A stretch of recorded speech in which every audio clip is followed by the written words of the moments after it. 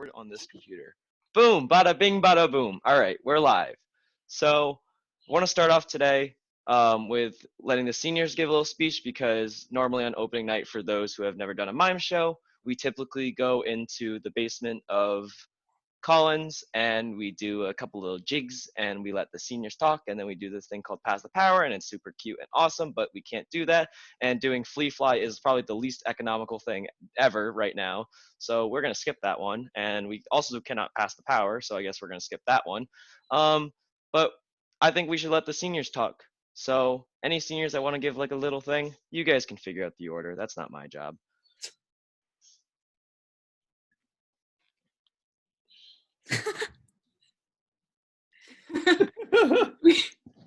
we do digital.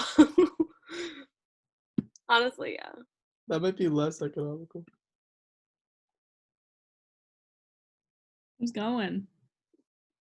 I can, okay. No one else is unmuting their mic. I'm always like caught unprepared for senior speeches consistently.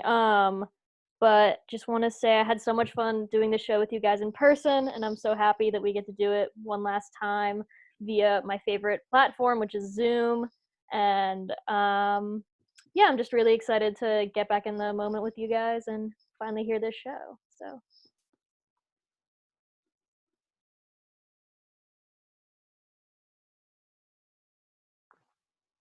Okay. Yeah, so this is my sixth mime show? Sixth mime show. I mean, you all pretty much know, I think a lot of us have the same experience. It's been the best thing I've done in college. And I love it a lot, and I love all the people in it, and it's been amazing. And the fact that I'll never do another show in Collins is like, but yeah, I wanted to be involved in this show because try something new of being on the other side of things and not acting, which has been great and a really cool experience, and to redeem this show in my mind because I had a really horrible experience doing it in high school, and it has definitely been redeemed. So hooray. And yeah, thank you all so much for your hard work and for keeping up with this. I'm really sorry that it had to end in the way that it did, but we're doing the best we can, and I think that's still something to be really proud of.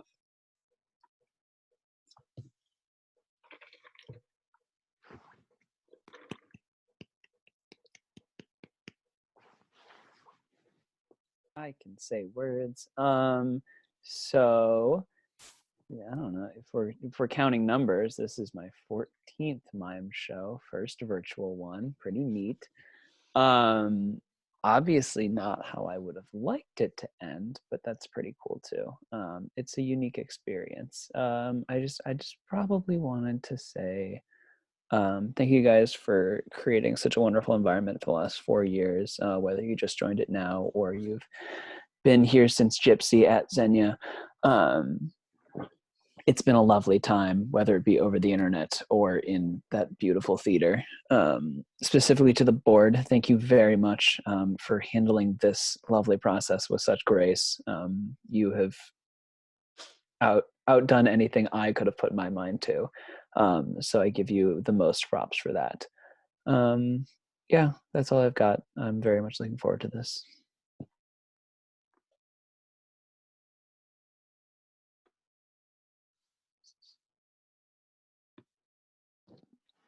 Okay, we have 3 seniors left. Do you guys want to say something? Yeah, I'll go. Okay, so I already did like a fake senior speech because I immediately started crying in my bed right here that you guys are now currently perched on so that the light doesn't hit my face. And so I already kind of said everything I needed to say, but I just wanted to kind of piggyback off of that and again thank the board for handling this with like such grace. I mean, maybe behind the scenes you were all just like loud pitch screaming out your windows, but you know, who knows. To us at least, you guys made this process so smooth, and I'm so sad that we don't get to do this in Collins. Griffin, I can't even like look at your panel. Stop. But yeah, I love the mimes, and it was really nice to come back for the last show of my senior year because it was the first show I did freshman year. And yeah, I'm gonna miss you guys.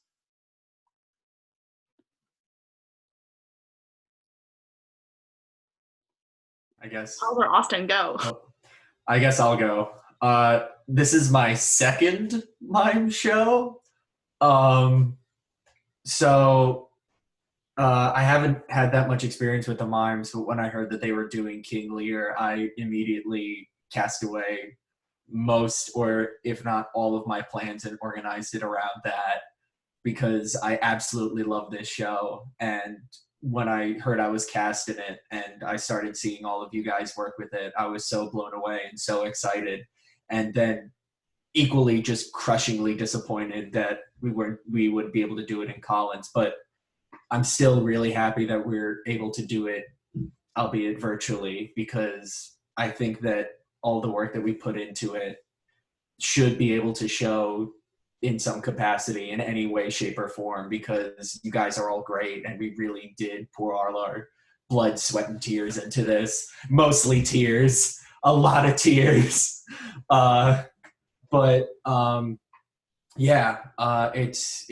It was a pleasure working all of you on stage and on Zoom as we're about to embark on this. But yeah, it's been a lot of fun, guys, and I'm gonna miss all of you.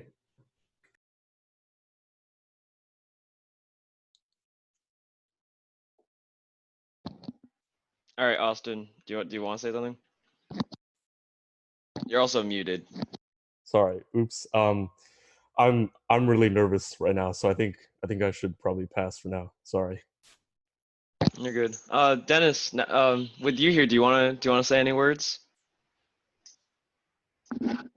It's been a pleasure working with you guys. 2 weeks we spent together and we went through the freaking show. That was quite impressive.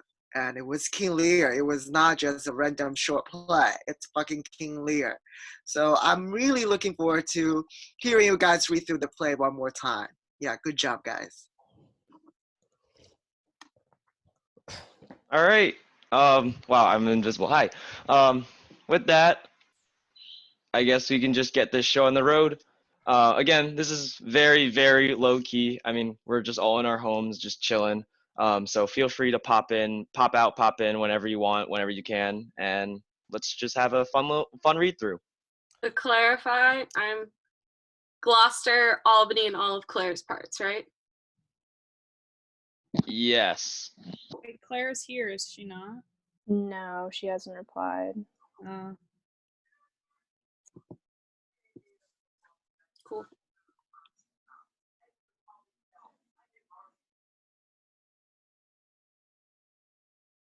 I don't know who starts off Lear, so I can't give any cues. Oh, do we just? Should we have someone say like Act 1, Scene 1? Emily or Mikey, do you guys have a script up? Yeah, I got it up. I'll say it. Okay. Okay. Are we all ready? Mm. All right. Act 1, Scene 1. King Lear's palace. We shall express our darker purpose. We have divided in 3 our kingdom, and 'tis our fast intent to shake all cares and business from our age, conferring them on younger strengths, while we, unburthened, crawl toward death. Our son of Cornwall, and you, our no less loving son of Albany, we have this hour a constant will to publish our daughter's several dowers, that future strife may be prevented now. The Prince France long in our court have made his amorous sojourn, and here is to be answered. Tell me, my daughters, since now we will divest us both of rule, interest of territory, cares of state, which of you, shall we say, doth love us most? That we our largest bounty may extend where nature doth with merit challenge. Goneril, our eldest born, speak first.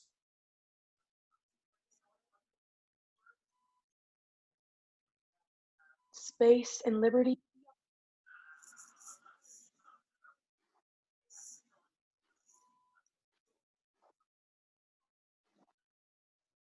Loved or father found, a love that makes breath poor and I love you. What shall Cordelia do? Love and be silent. Of all these bounds, even from this line to this, with shadowy forests and with champagnes riched with plenteous rivers and wide-skirted meads, we make thee lady. To thine and Albany's issue be this perpetual. What says our second daughter, our dearest Regan, wife to Cornwall? Speak.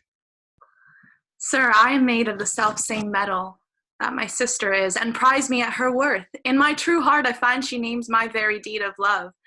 Only she comes too short, that I profess myself an enemy to all other joys which the most precious square of sense possesses, and find I am alone felicitate in your dear highness's love.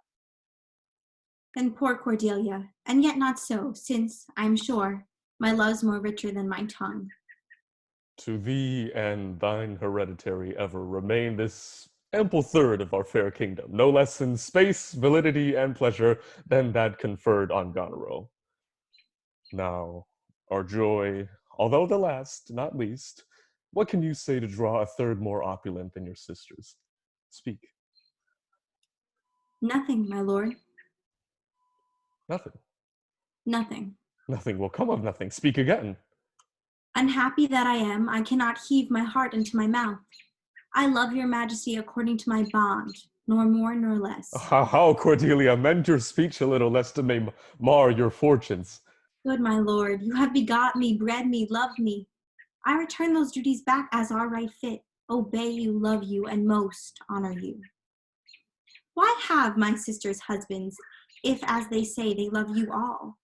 Haply, when I shall wed, that lord whose hand must take my plight shall carry half my love with him, half my care and duty. Sure, I shall never marry like my sisters to love my father all. But goes thy heart with us? Aye, good my lord. So young and so intender. So young, my lord, and true. Let it be so. Thy truth, then, be thy dower. For by the sacred radiance of the sun, the mysteries of Hecate and the night, by all the operation of the orbs, from whom we do exist and cease to be, here I disclaim all my paternal care, propinquity and property of blood, and as a stranger to my heart, and me hold thee from this forever. Good my liege. Peace, Kent. Come not between the dragon and his wrath. I loved her most, and thought to set my rest on her kind nursery. Hence, and avoid my sight.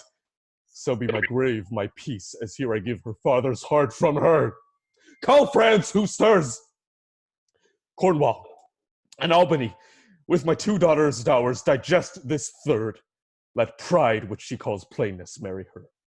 I do invest you jointly with my power, ourself by monthly course, with reservation of 100 knights, by you to be sustained shall our abode make with you by due turns. The sway, revenue, execution of the rest, beloved sons, be yours, which to confirm this coronet part betwixt you. Giving the crown. Royal Lear, whom I have ever honored as my king, loved as my father, as my master followed, as my great patron thought in my the prayer. The bow is bent and drawn, make from the shaft. Let it fall rather through the fork invade the region of my heart. Be Kent unmannerly, when Lear is mad. What wilt thou do, old man? To plainness honors bound, when majesty stoops to folly, reverse thy doom, and in thy best consideration check this hideous rashness. Answer my life, my judgment. Thy youngest daughter does not love thee least, nor are those empty-hearted whose low sound reverbs no hollowness. Kent, on thy life no more. My life I never held but as a pawn, to wage against thy enemies, nor fear to lose it, thy safety being the motive. Out of my sight! See better, Lear, and let me still remain the true blank of thine Now, eye. by Apollo! Now by Apollo, king, thou swearst thy gods in vain. O vassal, miscreant! Laying his hand on his sword. Dear sir, forbear. To kill thy physician, and the fee bestow upon thy foul disease. Revoke thy doom, or whilst I can bend clamor from my throat, I'll tell thee thou dost evil. Hear me, recreant. Since thou hast thought to make us break our vow, to come between our sentence and our power, which nor our nature nor our place can bear, our potency may good take thy reward. 5 days we do allot thee for provision to shield thee from diseases of the world, and on the 6th to turn thy hated back upon our kingdom. If on the 10th day following thy banished trunk be found in our dominions, the moment is thy death. Away! This shall not be revoked. Fare thee well, king. Should thou wilt appear. Freedom lives hence, and banishment is here. To Cordelia. The gods to their dear shelter take thee, maid, that justly thinkst, and hast most rightly said. Exit. Flourish. Re-enter Gloucester with King of France and attendants. Here's France, my noble lord. For you, great king, I would not from your love make such a strait a match you where I hate. Therefore, beseech to avert your liking a more worthier way than on a wretch whom nature is ashamed almost to acknowledge hers. This is most strange. Her offense must be of such unnatural degree that monsters it, or your forevouched affection fallen into taint, which to believe of her must be a faith that reason without miracle could never plant in me.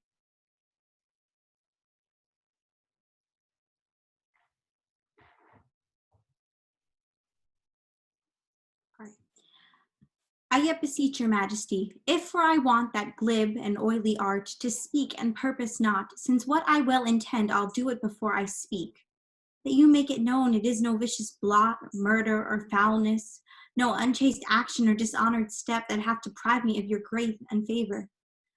But even for want of that for which I am richer, a still soliciting eye and such a tongue as I am glad I have not, though not to have it hath lost me in your liking.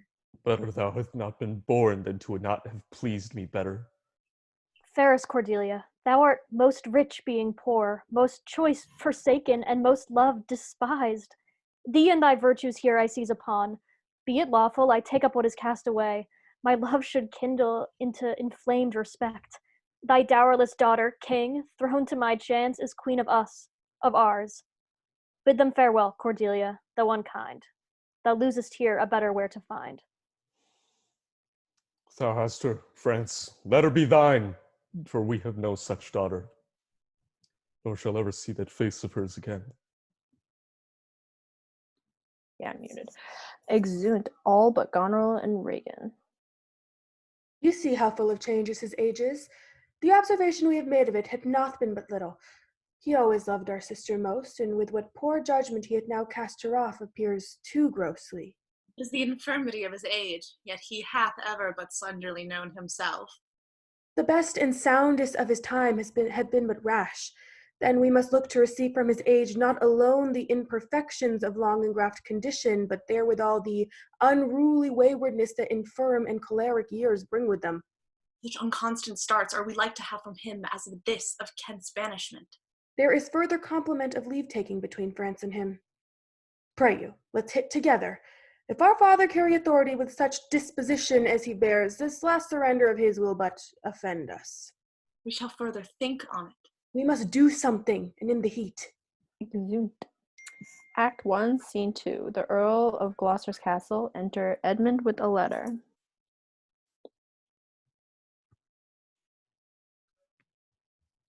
Thou, nature, art my goddess. Thy law, my services are bound. Wherefore should I stand in the plague of custom, and permit the curiosity of nations to deprive me? That I am some 12 or 14 moonshines, lag of a brother? Why bastard? Wherefore base? When my dimensions are as well compact, my mind as generous, my shape as true, as honest madam's issue. Why brand they us with base? With baseness. Bastard, base who? In the lusty stealth of nature, take more composition and fierce quality than doth in a dull, tired, stale bed go to the creating of a whole tribe of fops got between sleep and awake. Well then, legitimate Edgar, you must have your land. Our father's love to the bastard Edmund as to the legitimate. Final. Well, my legitimate, if this letter speed and my invention thrive, Edmund the base shall top. I grow, I prosper. O gods, stand up for bastards. Enter Gloucester. Kent banished thus, And France and Kohler parted, and the king gone tonight, subscribed his power, confined to exhibition. All this done upon the gad. Edmund, how now? What news? So please your lordship, none. Putting up the letter. Why so earnestly seek you to put up that letter? I know no news, my lord. What paper were you reading? Nothing, my lord. No? What needed then that terrible dispatch of it into your pocket? The quality of nothing has not such need to hide itself. Let's see. I beseech you, sir, pardon me. It is a letter from my brother that I have not all read, and for so much as I have perused, I find it not fit for your looking. Give me the letter, sir. I shall offend either to detain or to give it. The contents, as in part I understand them, are to blame. Let's see. This policy and reverence of age makes the world bitter to the best of our times, keeps our fortunes from us till our oldness cannot relish them. I begin to find an idle and fond bondage in the expression of aged tyranny, who sways not as it hath power, but as it is suffered. Come to me, that of this I may speak more. If our father would sleep till I waked him, you should have his revenue forever, and live the beloved of your brother Edgar. Huh. Conspiracy! Had you a hand to write this? A heart and brain to breed it in? When came this to you? Who brought it? It was not brought to me, my lord. I found it thrown in the casement of my closet. You know the character to be your brother's. The matter were good, my lord. I do swear it were his, but in respect of that, I would fain think it were not. It is his. It is his hand, my lord, but I hope his heart is not in the contents. Hath he never heretofore sounded you in this business? Never. But I have heard him oft maintain it to be fit that sons at a perfect age and fathers declining, the father should be as ward to the son, and the son manage his revenue. Oh, villain, his very opinion in the letter. A horrid villain. Unnatural, detested, brutish villain. Worse than brutish. Go, sirrah, seek him. I'll apprehend him. Abominable villain. Where is he? I do not well know, my lord, but if it shall please you to suspend your indignation against my brother till you can deprive from him better testimony of his intent, you shall run a certain course. I dare pawn down my own life for him, that he hath wrote this letter to feel my affection to your honor, and to no further pretense of danger. Think you so? If your honor judge it meet, I will place you where you shall hear us confer of this, and by an auricular assistance have your satisfaction. He cannot be such a monster. I will seek him, sir, presently. Convey the business as I shall find means, and acquit you withal. Oh, these late eclipses in the sun and moon portend no good to us. The king falls from bias of nature. There's father against child. We have seen the best of our time. Machinations, hollowness, treachery, and all ruinous disorders follow us disquietly to our graves. Find out this villain, Edmund. It shall lose thee nothing. Do it carefully. And the noble and true-hearted Kent banished. His office offends honesty. 'Tis strange. Exit. This. Yeah, it's downstairs. Like 2 or 3 more. This is excellent property of the world. That when we are sick in nature, often the surfeit of our own behavior, we make guilty of our disasters the sun, the moon, and the stars, as if we were villains by necessity, and all that we are evil in by a divine thrusting on. An admirable evasion of whoremaster man, lay his goatish disposition at the charge of a star. Edgar. Enter Edgar. Pah! He comes like the catastrophe of the old comedy. My cue was villainous melancholy, with a sigh like Tom of Bedlam. Oh, these eclipses do portend these divisions. How now, Brother Edmund? What serious contemplation are you in? I am thinking, brother, of a prediction I read this other day. What should follow these eclipses? How long have you been sectary astronomical? Come. When saw you my father last? Why, the night gone by. Take you with him. Aye, 2 hours together. Parted you in good terms? Found you no displeasure in him by word or by countenance? No, none at all. Think yourself wherein you may have offended him, and that my entreaty forbear his presence till some time hath qualified the heat of his displeasure. Some villain hath done me wrong. That's my fear. I pray you, have a contingent forbearance till the speed of his rage goes slower, and, as I say, retire with me to my lodging, from whence I will fitly bring you to hear my lord speak. Pray you, go. If you do stir abroad, go armed. Armed, brother. Brother, I advise you to the best, go armed. I've told you what I have seen and heard, but Faintly, nothing like the image of the horror. Pray, away. Shall I hear from you anon? I do serve you in this business. Exit Edgar. Credulous father and a brother so noble, whose nature is so far from doing harm that he suspects none, on whose foolish honesty my practices ride easy. I see the business. Let me, if not by birth, have lands by wit. All's with me that I can fashion fit. Exit. Act 1, Scene 3. The Duke of Albany's palace. Enter Goneril and Oswald, her steward. Did my father strike my gentleman for chiding his fool? Yes, madam. By day and night he wrongs me. Every hour he flashes into one gross crime or other that sets us all at odds. I'll not endure it. When he returns from hunting, I will not speak with him. Say I am sick. If you come slack of former services, you shall do well. The fault of it I'll answer. He's coming, madam. I hear him. Put on what very negligence you please, you and your fellows. I'll have it come to question. If you dislike it, let him to our sister. Old fools are babes again, and must be used with checks as flatteries when they are seen abused. Remember what I tell you. Well, madam. Exit. Act 1, Scene 4. A hall in the same. Enter Kent, disguised. I do profess to be no less than I seem, to serve him truly that will put me in trust, to love him that is honest, to converse with him that is wise and says little, to fear judgment, to fight when I cannot choose, and to eat no fish. Enter Lear.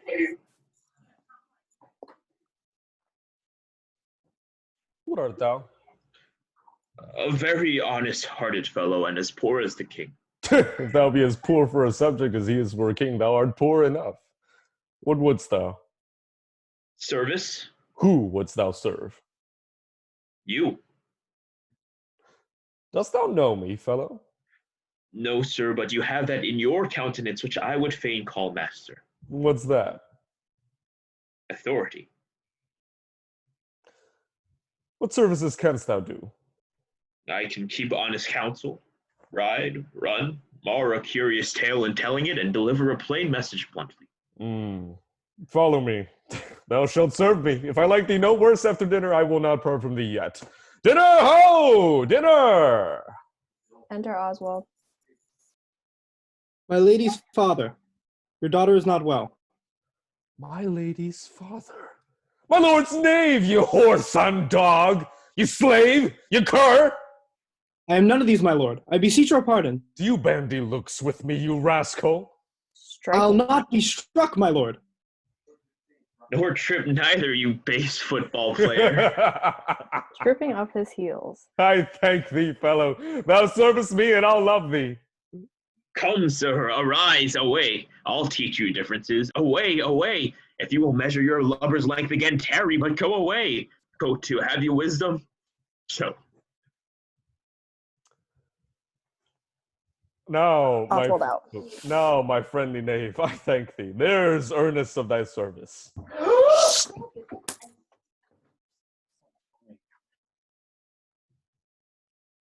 Oof. Giving Kent money. Enter Fool. Let me hire him too. Oh no, my pretty knave, how dost thou? Sirrah, you were best to take my coxcomb. Why, fool? Why, this fellow has banished 2 one's daughters, and did the 3rd a blessing against his will. If thou follow him, thou must needs wear my coxcomb. How now, nuncle? Would I had 2 coxcombs and 2 daughters? Why, my boy? If I gave them all my living, I'd keep my coxcombs myself. There's mine, beg another of thy daughters. Take heed, sirrah, the whip. Truth's a dog that must a kennel. He must be whipped out when Lady the Brave may stand by the fire and stink. A pestilent gall to me. Sirrah, I'll teach thee a speech. Do. Mark it, nuncle. Have more than thou showest.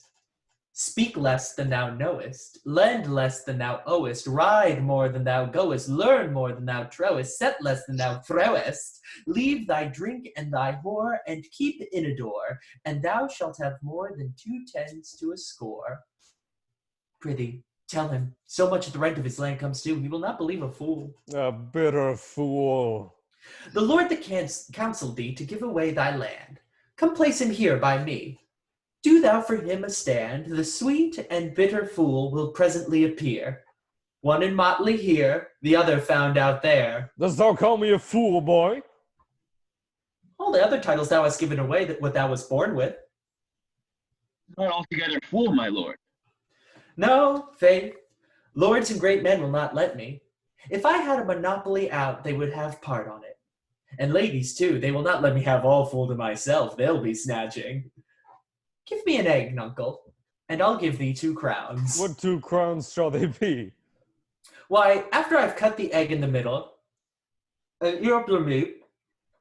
The 2 crowns of the egg, what thou clovest thy crown in the middle, and gavest away both parts. Thou borest thy ass on thy back over the dirt. Thou hadst little wit in thy bald crown, when thou gavest thy golden one away.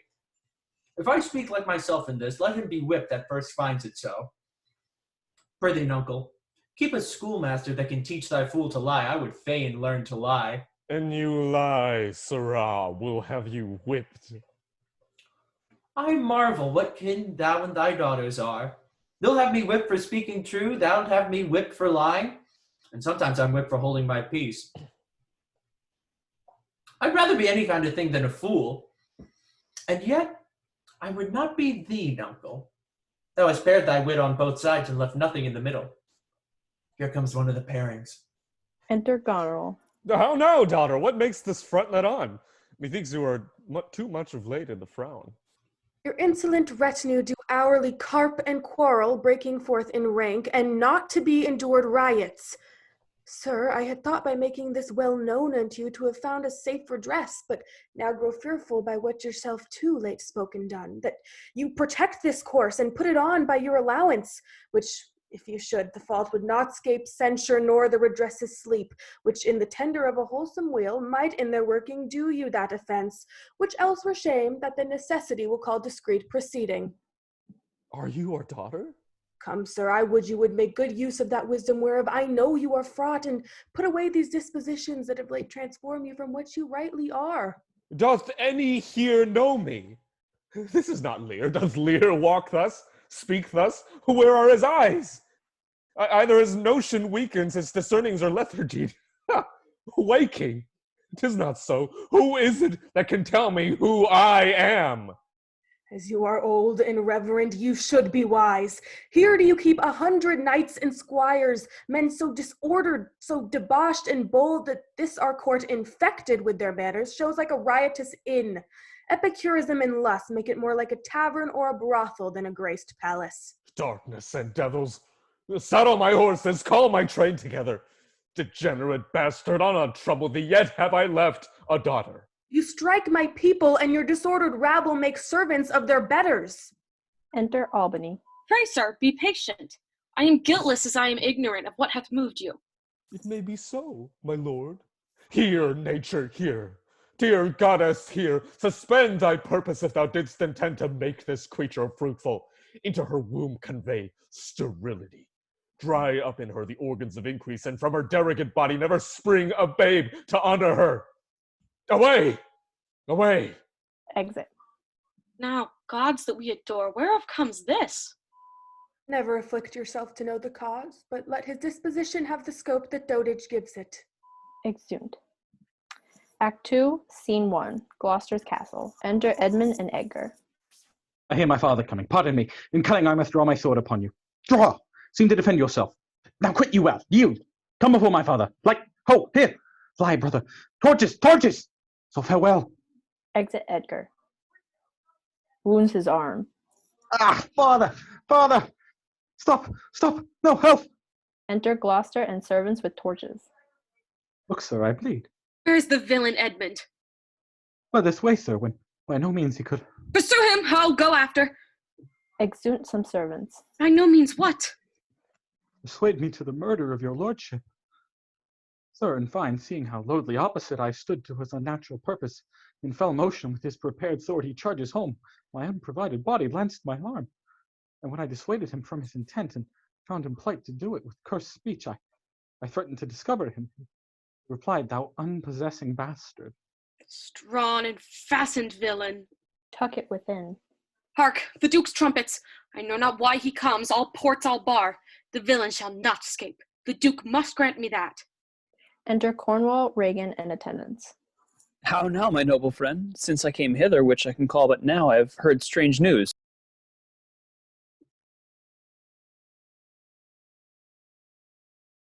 What did my father's godson seek your life? He whom my father named your Edgar? Oh, lady, shame would have it hid. Edmund, I hear that you have shown your father a childlike office. Was my duty, sir. He did bewray his practice, and received with his hurt, you see, striving to apprehend him. Is he pursued? Ay, my good lord. Make your own purpose. How would my strength you please? For you, Edmund, you shall be ours. Natures of such deep trust we shall much need. You we first seize. I shall serve you, sir. Truly. Whoever else. Exit. Act 2, Scene 3, a wood. Enter Edgar. I heard myself proclaimed, and by happy hall of a tree escaped the hunt. No port is free, no place that guard, and most unusual vigilance does not attend my taking. Whiles I may escape, I will preserve myself, and have bethought to take the basest and most poorest shape brought near to beast. My face all grime with filth, blanket my loins, elf up all my hair into knots. The country gives me proof and precedent of bedlam beggars who with roaring voices strike in their numbed and mortified arms, pins, wooden pricks, nails, sprigs of rosemary. Sometimes with lunatic bands, sometime with prayers, enforce their charity. Poor Turleygood, poor Tom. That's something yet. Edgar, I nothing am. Exit. Act 2, Scene 4, before Gloucester's castle, Kent in the stocks. Enter King Lear, Fool, and Gentleman. 'Tis strange that they should so depart from home and not send back my messenger. Hail to thee, noble master! Makest thou this shame thy pastime? Oh, my lord. He wears cruel garters. Horses are tied by the heads, dogs and bears by the neck, monkeys by the loins, and men by the legs. When a man's over lusty at legs, then he wears wooden nether socks. What's he that hath so much thy place mistook to set thee here? It is both he and she, your son and daughter. No. Yes. No, I say. I say yea. No, they would not. They have. By Jupiter, I swear, no. By Juno, I swear, They durst not do it. They could not, would not do it. 'Tis worse than murder to do upon such respect such violent outrage. My lord, when at their home I did commend your highness's letters to them. Ere I was risen from the place that showed my duty kneeling, came there a reeking post, stewed in his haste, half breathless, panting forth from gonorrhea. His mistress' salutations, delivered letters, spite of intermission, which presently they read, on whose contents they summoned up their meaning, straight took horse, commanded me to follow and attend the leisure of their answer, gave me cold looks, and meeting here the other messenger, whose welcome I perceived had poisoned mine, being the very fellow that of late displayed so saucily against your highness, having more man than wit about me true. He raised the house with loud and coward cries. Your son and daughter found this trespass worth the shame which here it suffers. Winter's not gone yet if wild geese fly that way. Fathers that wear rags do make their children blind, but fathers that bear bags shall see their children kind. Fortune, that errant whore, ne'er turns the key to the poor. But for all this, thou shalt have many dollars for thy daughters, as thou canst tell in a year. Oh, how this mother swells up towards my heart. Where is this daughter? Earl, sir, here with him. Follow me not, stay here.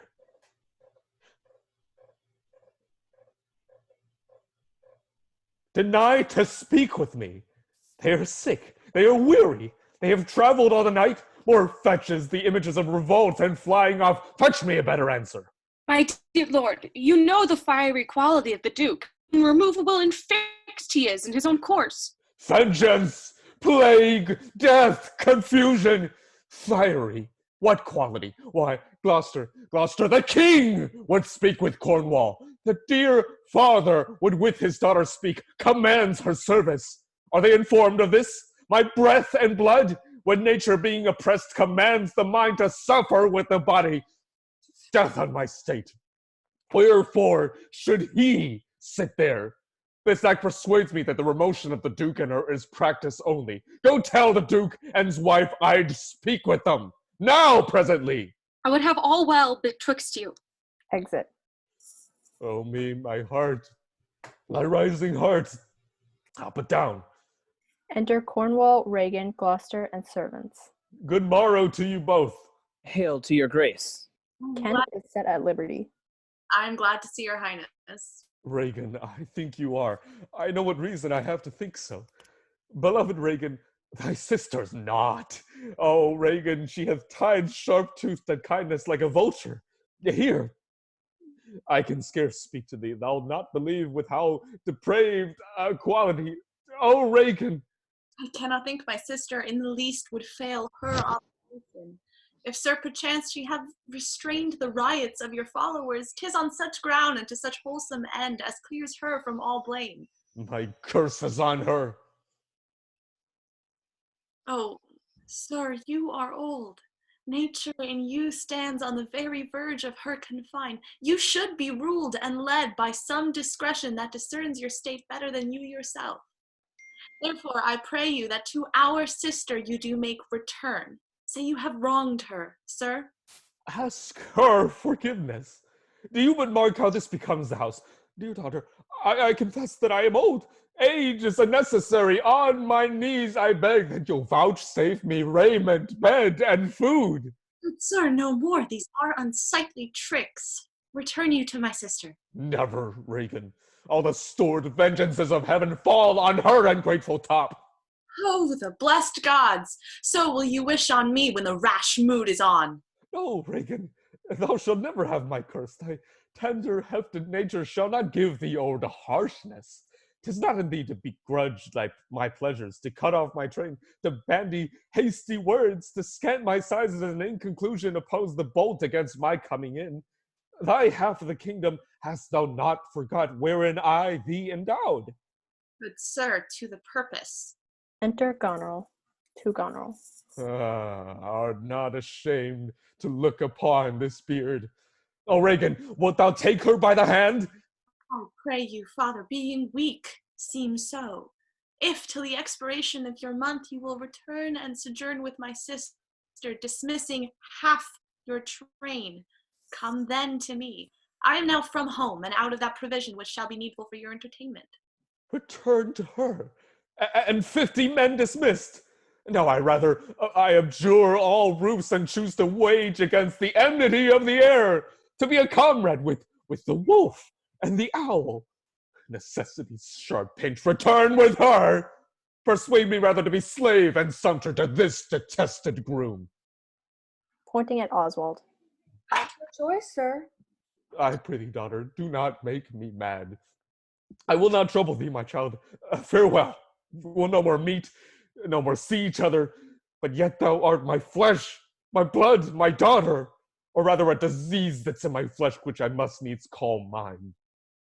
Mend when thou canst, be better at thy leisure. I can be patient, I can stay with Reagan, I and my 100 knights.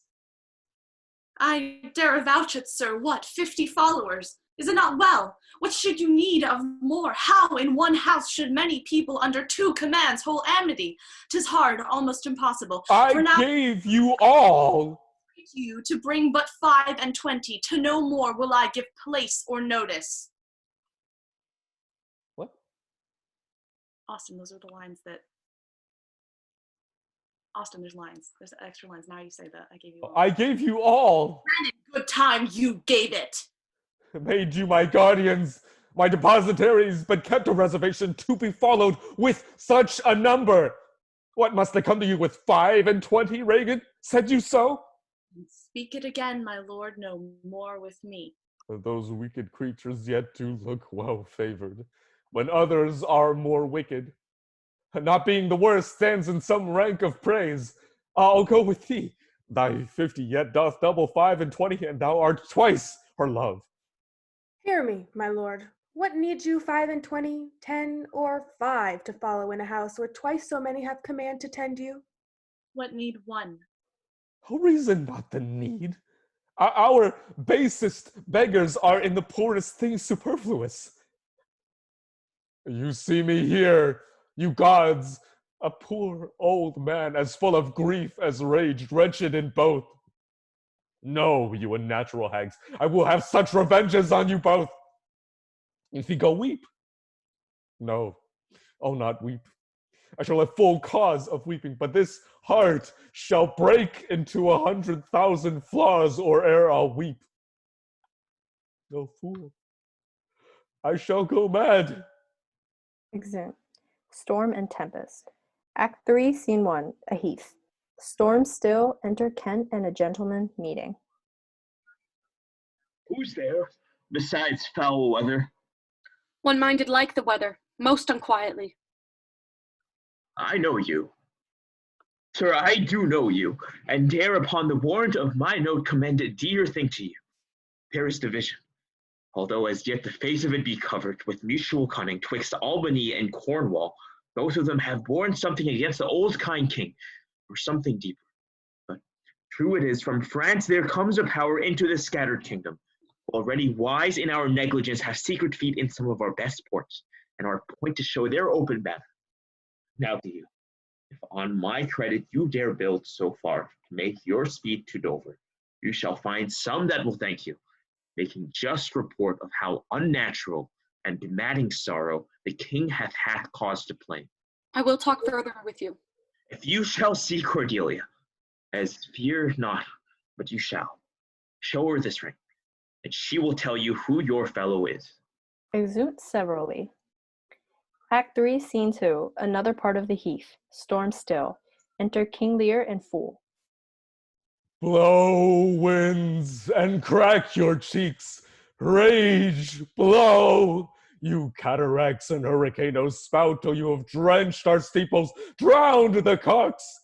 You sulphurous and thought-executing fires, vault couriers to oak-cleaving thunderbolts, singe my white head. And thou, all shaking thunder, smite flat the thick rotundity of the world. Crack nature's molds and germ spill at once that make ingrateful man.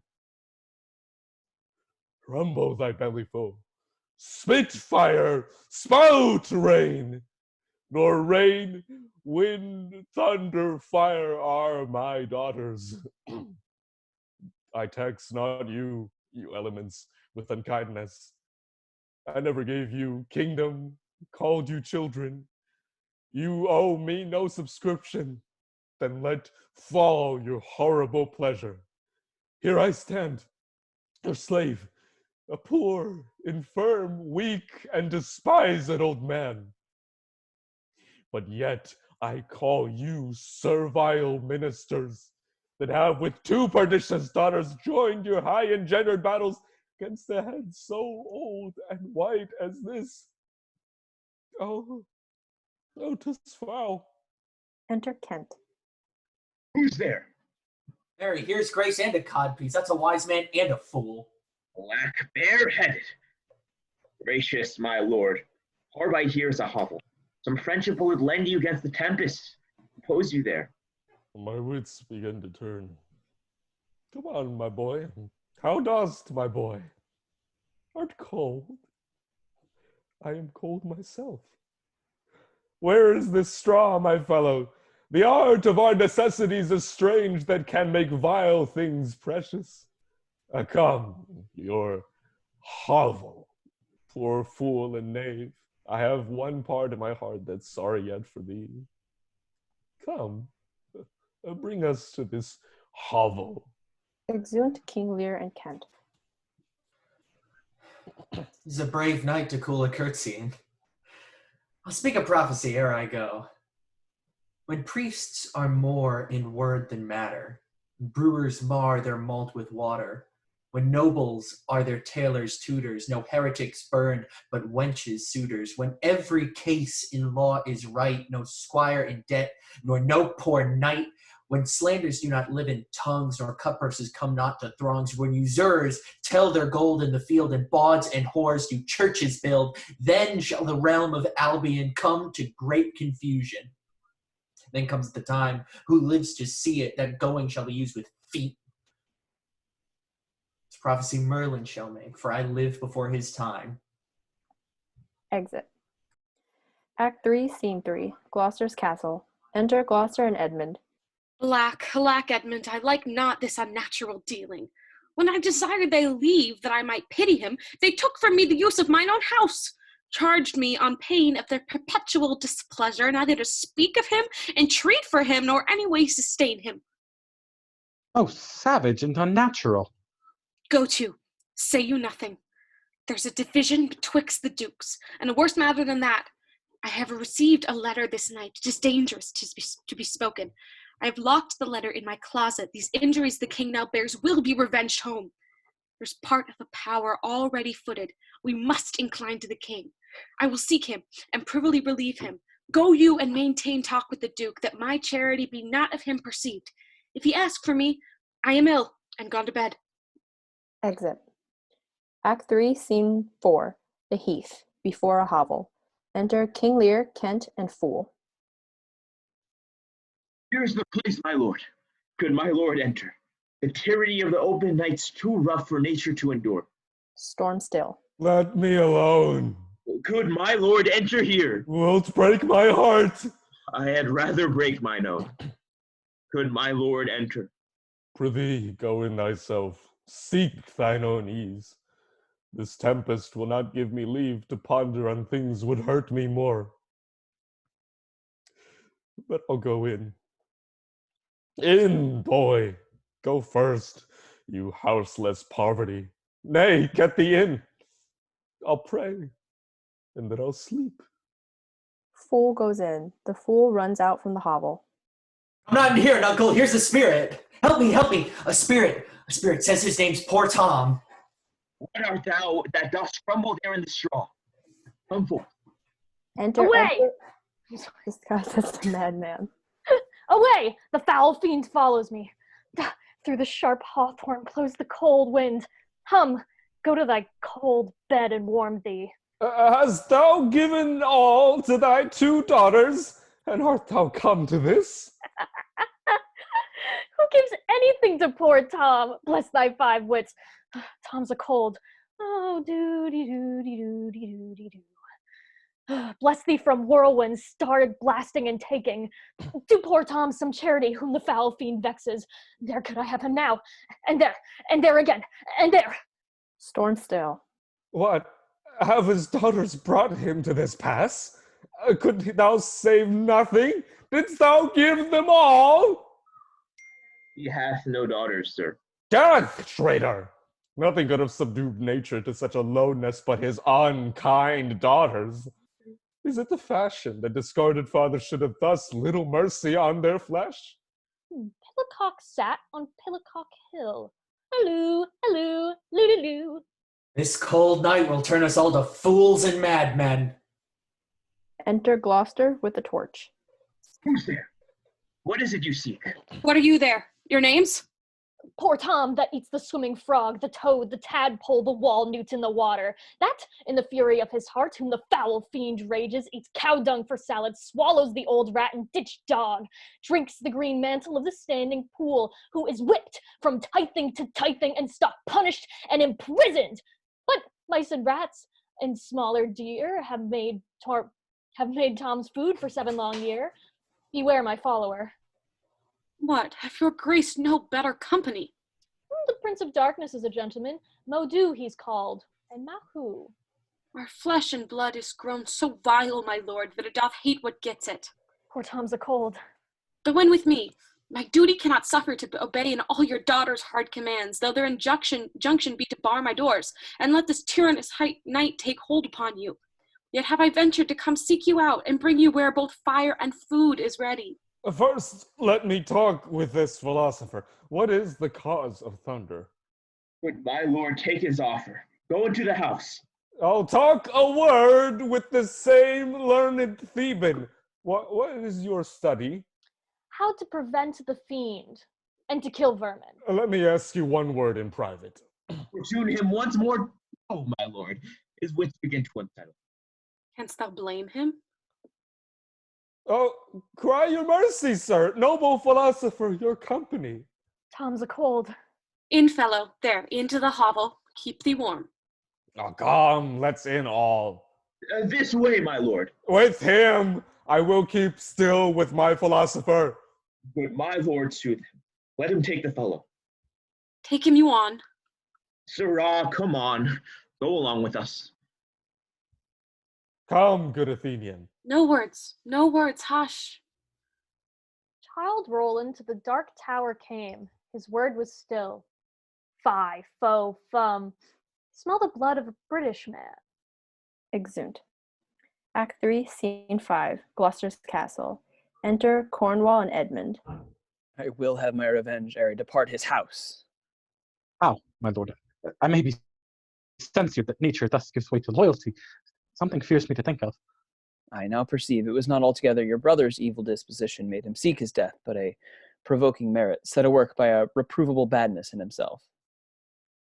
How malicious is my fortune, that I must repent to be just. This is the letter he spoke of, which proves him an intelligent party to the advantages of France. Oh heavens, that this treason were not, or not I the detector. This matter of this paper be certain. You have a mighty business in hand. True or false, it hath made thee Earl of Gloucester. Seek out where thy father is, that he may be ready for our apprehension. If I find him comforting the king, it will stop his suspicion more fully. I will persevere in my course of loyalty. The conflict be sore between that and my blood. I will lay trust upon thee, and thou shalt find a dearer father in my love. Exeunt. Act 3, Scene 7, Gloucester's Castle. Enter Cornwall, Regan, Goneril, Edmund, and servants. Post speedily to my lord your husband. Show him this letter. The army of France is landed. Seek out the villain Gloucester. Exeunt some of the servants. Hang him instantly. Pluck out his eyes. Leave him to my displeasure. Edmund, keep your sister company. The revenges we are bound to take upon your traitorous father are not fit for your beholding. Enter Oswald. How now? Where's the king? The lord of Gloucester hath conveyed him hence. Some 5 or 36 of his knights, host-questers after him, met him at the gate, who, with some other of the lord's dependents, are gone with him towards Dover, where they boast to have well-armed friends. Get horses for your mistress. Farewell, sweet lord and sister. Edmund, farewell. Exeunt Goneril, Edmund, and Oswald. Go. Seek the traitor Gloucester. Pinion him like a thief. Bring him before us. Enter Gloucester, brought in by 2 or 3. Ungrateful fox, 'tis he. What means, your graces? Good, my friends, consider you are my guests. Do me no foul play, friends. To this chair, bind him. What letters had you late from France? Simple answerer, for we know the truth. And what confederacy have you with the traitors late-footed in the kingdom? To whose hands have you sent the lunatic king? Speak. I have a letter, guessingly sent down, which came from one that's of a neutral heart, and not from one opposed. Cunning. And false. Where hast thou sent the king? To Dover. Wherefore to Dover? Wast thou not charged at peril? Wherefore to Dover? Let him first answer that. I am tied to the stake and must stand the course. Wherefore to Dover, sir? Because I would not see thy cruel nails pluck out his poor old eyes. Now thy fierce sister in his anointed flesh stick boorish fangs. Yet poor old heart he hoped the heavens to reign. I shall see the winged vengeance overtake such children. See it shalt thou never. Fellows, hold the chair. Upon these eyes of thine I'll set my foot. He that will think to live to be old, give me some help. Oh, cruel, oh, you gods! One side will mock another, the other too. If you see vengeance. Hold your hand, my lord. I have served you ever since I was a child, but better service have I never done you than to bid you to hold. How now, you dog? If you did wear a beard upon your tin, I'd shake you on this quarrel. What do you mean? My villain. They draw and fight. Nay, then come on, and take the chance of anger. Give me thy sword. A peasant stand up thus. Takes a sword and runs at him behind. Oh, I am slain. My lord, you have one eye left to see some mischief on him. Oh. Dies. Lest it see more, prevent it. Out, vile jelly. Where is thy luster now? All dark and comfortless. Where's my son Edmund? Edmund! Enkindle all the sparks of nature to quick this horrid act. Thou treacherous villain, thou call'st on him that hates thee. It was he that made the overture of thy treasons to us, who is too good to pity thee. Oh, my follies. Then Edgar was abused. Kind gods, forgive me that and prosper him. Go, thrust him out at gates and let him smell his way to Dover. Exit 1 with Gloucester. How is it, my lord? How look you? I have received a hurt. Follow me, lady. Turn out that eyeless villain. Throw this slave upon the dunghill. Regan, I bleed apace. Untimely comes this hurt. Give me your arm. Exit Cornwall, led by Reagan. Okay, so here's where we would probably have our intermission anyway, so woo! We're gonna take 5 minutes and we'll start again at 4:17. Lit. I can't believe Charles brought an egg. Charles, that was awesome. I really appreciate Charles's multiple hats. Yeah, I appreciate the soldier hat that he just kind of like perched on top of his head and then like got into frame with.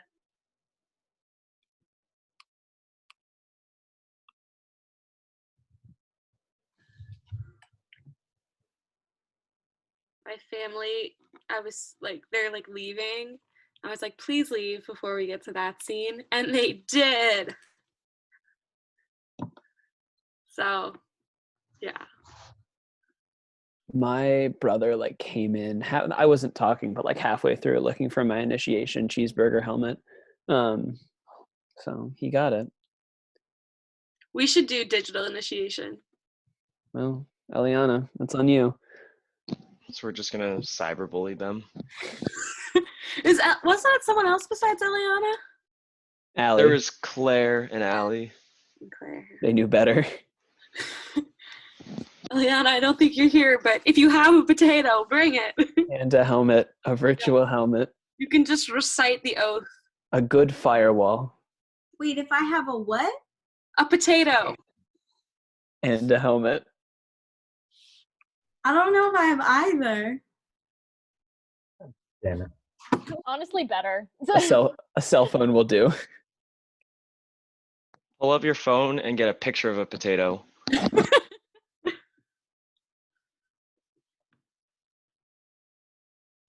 Guys, I am in full support of this. Yep. Pat, would you want to read the spiel? I mean, I don't think I'm at liberty to do that anymore. Oh, that's T. Yep. That's an Annika job. Yep. Wait, we're signing me up for jobs? Hang on. We're doing we can do a virtual initiation. I'm not at liberty to read the oath anymore. I have to yell at people? She doesn't have a helmet. Read the Yeah, oath. you do. Yeah, you need a helmet. No, it's, You like a pillow? make it a good pillow. Thick one, not like one of the soft ones. She's got it. She's ready. A good one, Cable. Griffin, if you post this on YouTube, you have to edit this part out. Right. I'll just stop the recording after the last line. Perfect. Well, I should actually probably stop recording. Right. I guess put the pillow on your head and hold up the potato picture.